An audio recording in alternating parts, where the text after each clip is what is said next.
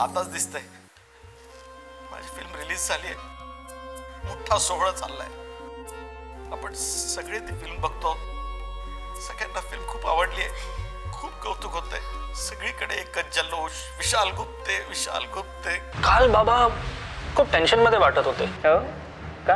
तेच त्यांच्या कोर्टातल्या कामाचा व्याप वगैरे. हजारदा सांगितलंय त्यांना, टेन्शन घेऊ नका टेन्शन, प्रकृतीवर परिणाम होईल. आता एकदा का या सगळ्या केसेस निकाली लागल्या ना की मग छान 8-10 दिवस कुठेतरी फिरायला जाऊया. अरे बापरे, असं काही बोलू नका, उगीच लोक ऐकतील. अगं खरं सांगतोय तुला. नको.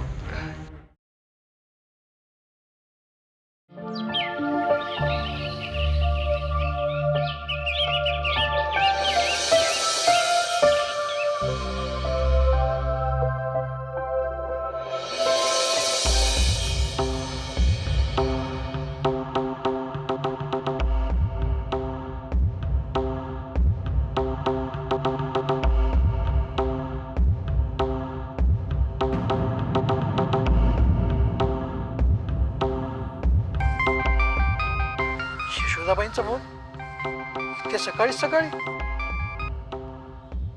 हॅलो शंकरराव, मी यशोधरा बोलतेय. नमस्कार. नमस्कार मॅडम. सॉरी तुम्हाला सकाळी त्रास दिला.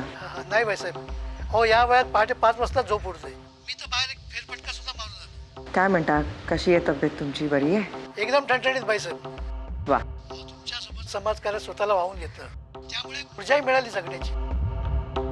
स्वतःच्या कार्याचं श्रेय दुसऱ्यांना कसं द्यावं हे तुमच्याकडनं शिकावा माणसाने. नाही बाईसाहेब, अगदी खरं तेच बोलतोय.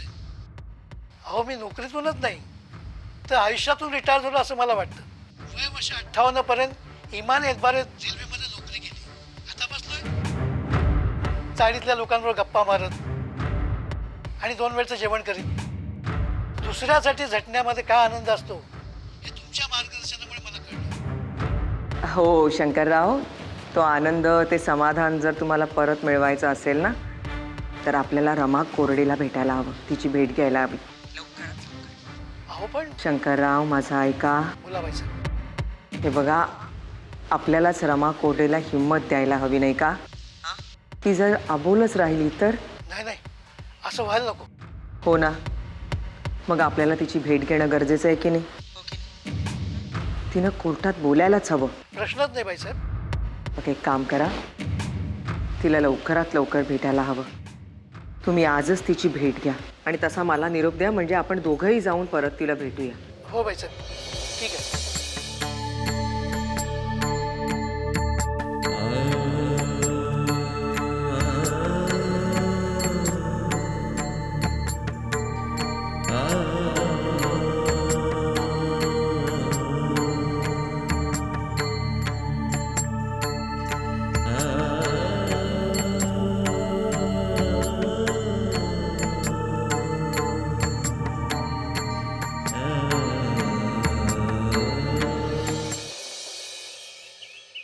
विशाल दादा, चहा घ्या. वा वा वा वा, गरमागरम चहा. साहेब, अहो तुम्ही पण घ्या. आणि काय काम असेल ना तर मला हाक मारा, हां मी राजूला तो पण तयार करतो हां चल हा क्या बात आहे फक्कड चहा वाह फरमास म्हणून नामदेवरावांचं नाव घेतलं पाहिजे नामे उगीच म्हणतात त्याला काय चहा केलाय वा वा वा वा कडक चहा मस्त अगं नयन ए नयन कुठं हरवली सगळं चहा घे ना हो घेते मस्त झाला चहा एकदम फर्स्ट क्लास घे हा वा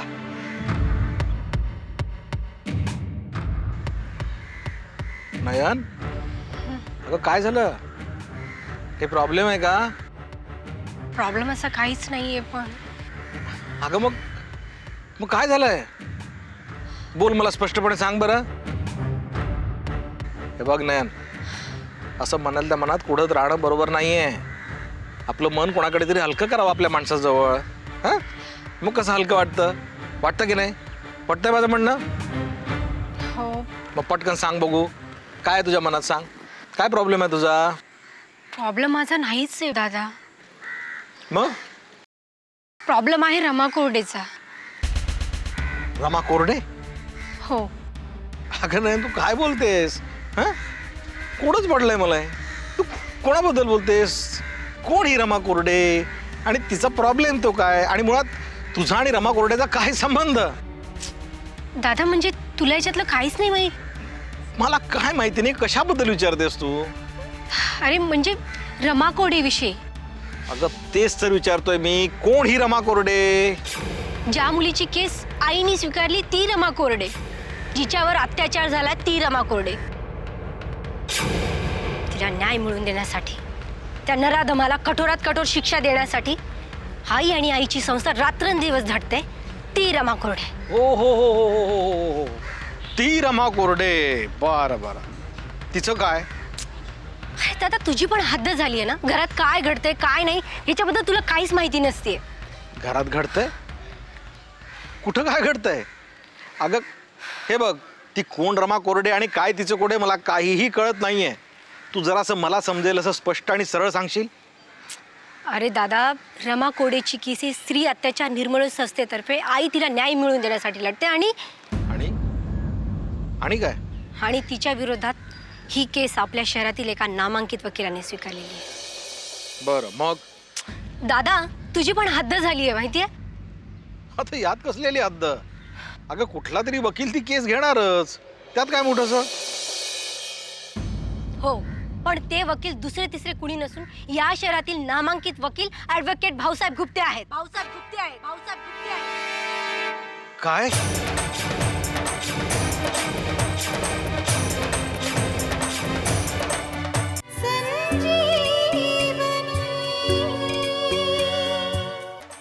काय सांगतेस काय तू नयन अगं म्हणजे ही केस आपले बाबा आपल्या आई विरुद्ध लढणार आहेत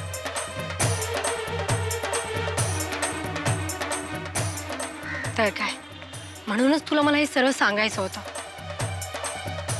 पण त्या रमा कोडेच्या केसचे पडसाद आपल्या घरावर पडायला नको म्हणजे झालं दादा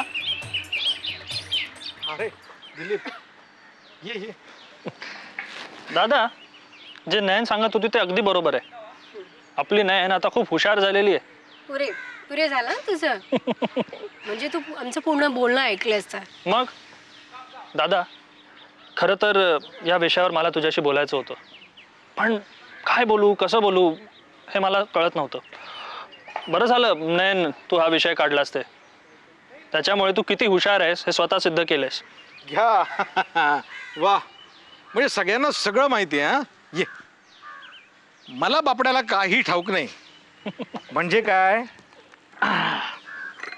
ही हुशार तू शहाणा आणि मी बापडा आपला एकटा अनभिज्ञ दादा तू तुझ्या स्ट्रगलमध्ये बिझी असतोस म्हणून तुला काही माहित नाही या संदर्भात खरंच पण आता ह्याच्यावर काही उपाय उपाय कसला उपाय अरे काय करायचं ते शोधायचं तो प्रश्न आहे खरा कारण बघ बाबांनी केस घेतली म्हणजे ते ती जिंकणारच आणि आईने या केसमध्ये एका पक्षाची बाजू घेतली आहे तर तीही माघार घेणार नाही. हो पण दादा घरचं वातावरण. का ग? त्या दोघांच्यात नाही अजूनपर्यंत तर असं काहीच घडलेलं नाहीये. पण पहिल्यांदाच ते दोघं एकाच केस संबंधी. दादा तसं जर म्हटलं तर बाबांना या केसचं खूप टेन्शन आलेलं आहे.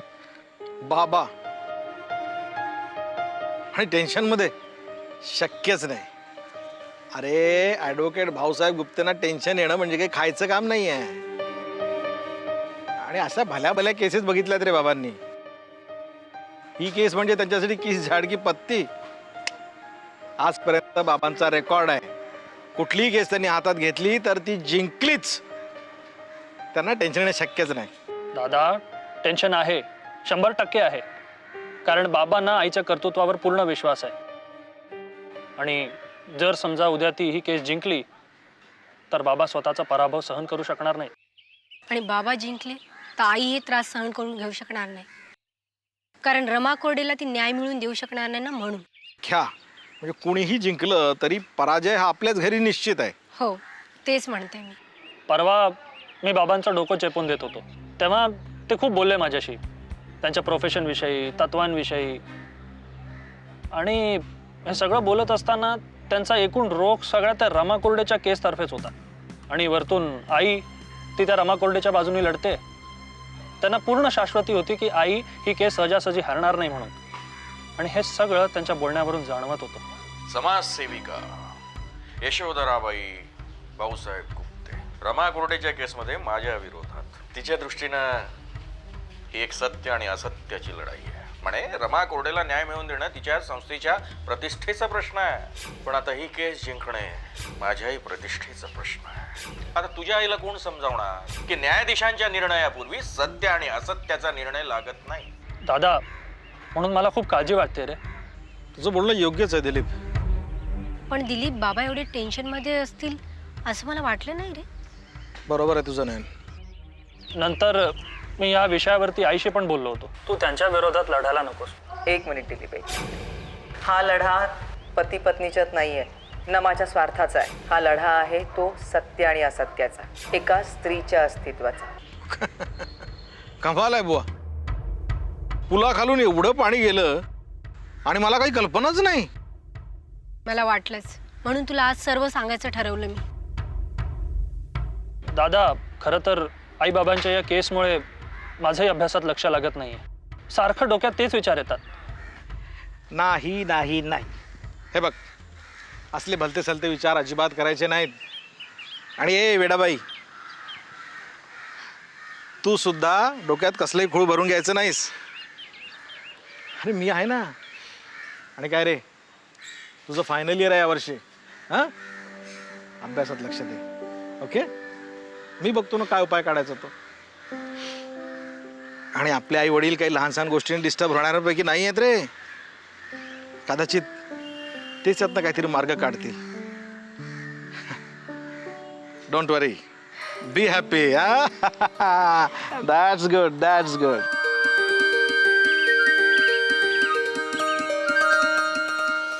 तू काही म्हण भाऊसाहेब, पण ही रमा कोरडेची केस तू स्वीकारायला नको होतीस. का? का? या काचं उत्तर तुलाही माहिती आहे. म्हणजे तुला परत भीती वाटायला लागली? भीती? कसली? हरण्याची? छेचे, अरे अपयश पचवण्याची ताकद आहे माझ्यात. मग प्रॉब्लेम काय? हे बघ भाऊसाहेब, आत्तापर्यंत तू आणि मी एकमेकांसमोर कोर्टात जेव्हा जेव्हा उभे राहिलो तेव्हा तूच जिंकलायस, हे मला मान्य आहे. तू हातात घेतलेली कोणतीच केस हारलेला नाहीस, हा तुझा रेकॉर्डही मला मान्य आहे. पण आता पण काय? पण तू जे काय हे वागतोयस ते मला मान्य नाही.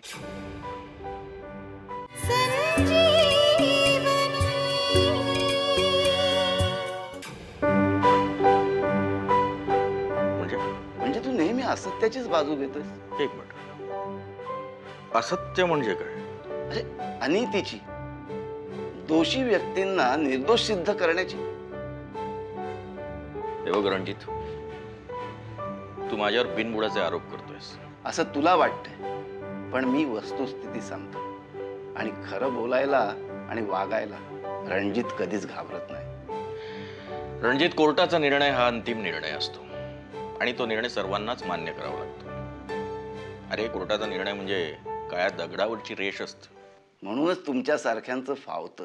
काय म्हणायचं काय तुला? असत्याच्या मार्गाने चालणाऱ्या प्रत्येक माणसाला पश्चाताप हा करावाच लागतो भाऊसाहेब. आणि रमा कोरडेवर अत्याचार झालाय हे सगळ्यांना मान्य आहे, तरी एक मिनिट. काय रणजित, आपण पेशानं वकील आहोत आणि वकिलांनी पुराव्याशिवाय बोलण्यात काही अर्थ नसतो. मुख्य म्हणजे तू जे बोलतोयस ना रणजित, ते भावनेपोटी बोलतोय. अरे, वकिलांनी असं भावनिक होऊन नाही चालत. दोषी कोण आहे, त्या मुलीवर अत्याचार झाला की नाही, अत्याचार करणारा कोण आहे हे आपण ठरवणारे कोण? न्यायाधीश ठरवतील. अरे, तो त्यांचा अधिकार आहे, आपला नाही. हे बघ रणजित, उगाच नको ते विधान करण्यामध्ये काही अर्थ नसतो. मला एकच कळतं, आपण आपलं कर्तव्य प्रामाणिकपणे पार पाडायचं बस. भाऊसाहेब गुप्ते, तू स्वतःची बाजू अगदी परफेक्ट मांडलीस. म्हणजे तुला मान्य आहे तर. पण आता पण नाही बीड नाही रणजित. हे बघ रणजित, प्रत्येक केस संबंधी आपण असे भावनिक होत राहिलो ना, तर आपलं प्रोफेशन कसं करू शकणार? अरे, पण स्त्री अत्याचार निर्मूलन संस्थेसारखी संस्था त्या कोरडेच्या मागे उभी आहे, ती काय उगाच? अरे, त्या संस्थेचं कामच आहे ते कुणाच्या तरी पाठीशी उभं राहायचं, स्वतःच्या संस्थेचं नाव करून घ्यायचं. चुकतोयस तू भाऊसाहेब. त्या संस्थेचा हेतू नेहमी स्वच्छ आणि निर्मळ आहे, पाण्यासारखा. पाणी तरी कुठे निर्मळ राहिले रे आता. ते जाऊ देतो रणजित. ती संस्था त्या मुलीच्या पाठीशी उभी आहे म्हणून ती योग्य, ती सत्य बोलते. हे कशावर? अरे, त्या संस्थेला कोणाच्या तरी पाठीशी उभं राहून आपलं नाव करून घ्यायचं असतं बस. अरे, फायनल केसमध्ये कळेल ना, पुराव्याच्या आधारावर दूध का दूध आणि पाणी का पाणी होऊन जाऊ देत, कळेलच आपल्याला. Don't worry. एनिवेज रणजित, तुझा छोकरा काय करतोय रे सध्या? अरे, तो MBA ला आहे, फायनान्स मध्ये. क्या बात. उत्तम. आणि घरी सगळे मजेत ना? हो, एकदम मजेत. Very good. भाऊसाहेब, माझ्या बोलण्याचं तुला वाईट नाही ना वाटलं? छे रे. अरे, आपण बालपणापासूनचे मित्र आहोत आणि मला माहिती आहे तू स्पष्टवादी आणि प्रामाणिकपणे बोलणारा माणूस आहे, प्रामाणिकपणे जगणारा माणूस आहे. त्यामुळे मला तुझ्या बोलण्याचं वाईट वाटणे शक्यच नाही. नाही, माझं कसं आहे, आपल्या मनात जे येईल ते मी भडाभडा बोलून मोकळा होतो. माझा तो स्वभावच आहे. अरे रणजित, मला तुझ्या बोलण्याचं काहीही वाईट वाटलेलं नाही. हवं तर तुला कोऱ्या स्टॅम्प पेपरवर लिहून देऊ का? एक मिनिट.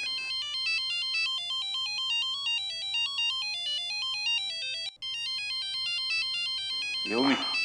हो. सर, हा बोल. रमा कोरडेची माहिती मिळाली सर. काय? हो सर, ती गांधीनगर झोपडपट्टीच्या शेजारी राहते. घरी ती आणि तिचे म्हातारी वडील राहतात. हां. सर, वडिलांचं वय 60 वर्ष. परिस्थिती अत्यंत हलाखीची आहे सर. आणि एका वेल्डिंगच्या दुकानात नोकर म्हणून काम करतात सर. बर.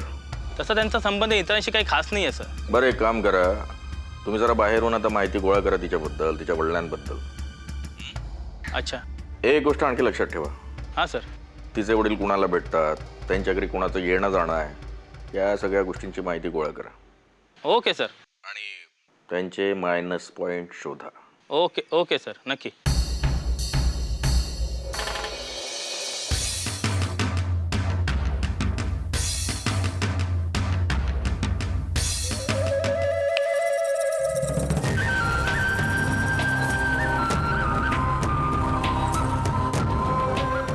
काय प्रीती,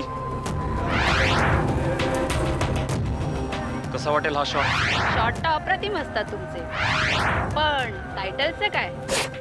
टायटल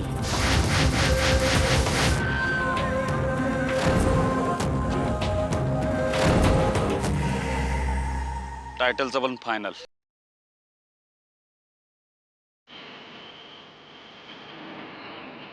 काय? खे भरारी.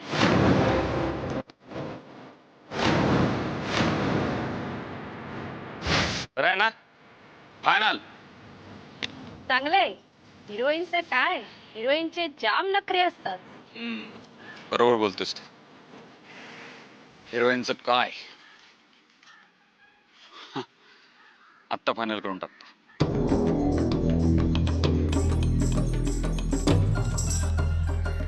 हाय, मी डिरेक्टर विवेक गायकवाड बोलतोय. देवकीजी, मी एक मराठी फिल्म करतोय.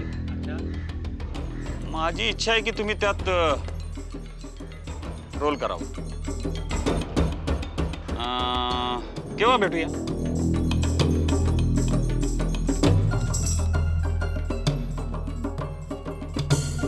अरे वा, अरे मी पण म्हटलंच आहे, लोकेशन हंटिंगला आलो होतो. सेटवर चालेल. किती वाजेपर्यंत येऊ? Okay, done. फायनल. चला. पुरे रमा कोरडे, रमा कोरडे, रमा कोरडे, सारखा तोच विषय. तुम्ही सगळे मला रमा कोरडे बद्दल का उपदेश देताय? कोण लागते ती तुमची? कोण आहे ती रमा कोरडे? काय आहे की दूरवरनं तुला तो समीर येताना दिसतो.